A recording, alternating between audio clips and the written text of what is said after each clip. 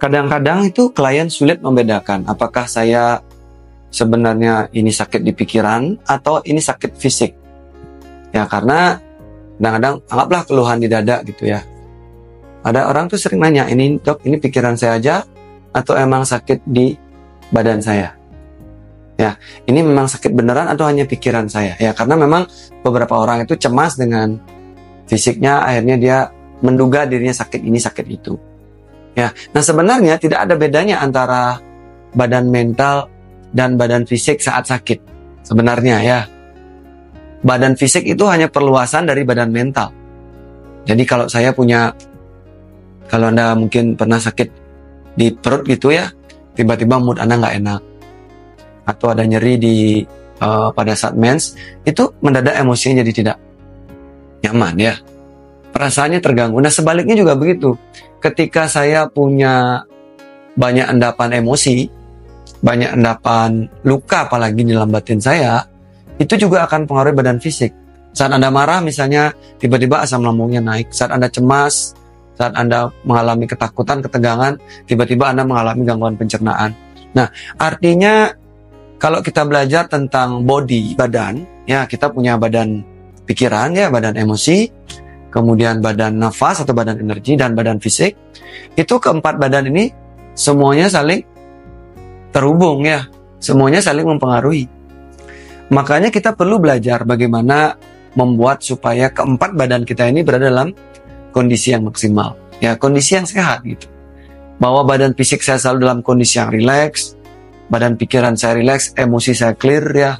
Kemudian badan energi atau badan nafas saya dalam kondisi yang strong atau kuat, halus, tenang gitu ya.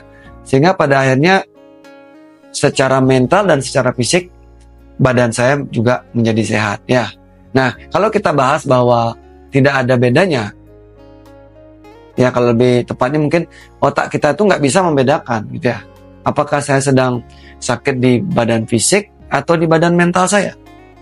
Ya, karena keduanya saling terkait. Jadi tubuh kita ini adalah produk akhir dari rekaman-rekaman yang ada di dalam pikiran kita. Jadi kalau waktu kecil Anda punya trauma tertentu, atau mungkin Anda punya stres tertentu saat ini saat bekerja di rumah tangga, itu badan fisik Anda juga akan merekamnya.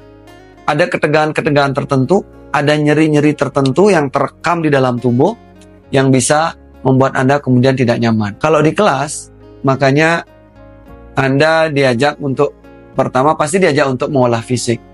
Bagaimana membuat fisik Anda regang, ya, dilenturkan, ditarik begitu ya, supaya Anda tahu bahwa barangkali ada rekaman begitu ya, itu sering disebut dengan neuromuscular law, atau apakah ada rekaman di dalam badan fisik Anda tentang stres ataupun trauma yang terjadi sebelumnya. Ya, karena dengan ditarik dia akan sedikit longgar ya. Kemudian Anda akan diajak mengolah nafas, membuang ya, atau olah suara dengan sedikit berteriak atau menangis, itu membantu melepaskan atau melonggarkan sebagian trauma itu. Ya, sampai kemudian mungkin Anda bisa menemukan momen atau kejadian yang menyebabkan merilis emosi, membuang sampahnya, sampai kemudian Anda bisa menghadapi keempat body Anda. Ya, Anda bukan body ini ya, Anda memakai 4 body ini. Anda adalah pengamat, Anda sedang menyadari keempat body ini. Ya, dengan Anda menjadi pengamat dan menyadari keempat body, maka 4 body Anda kemudian akan jadi sehat dan dalam kondisi yang prima.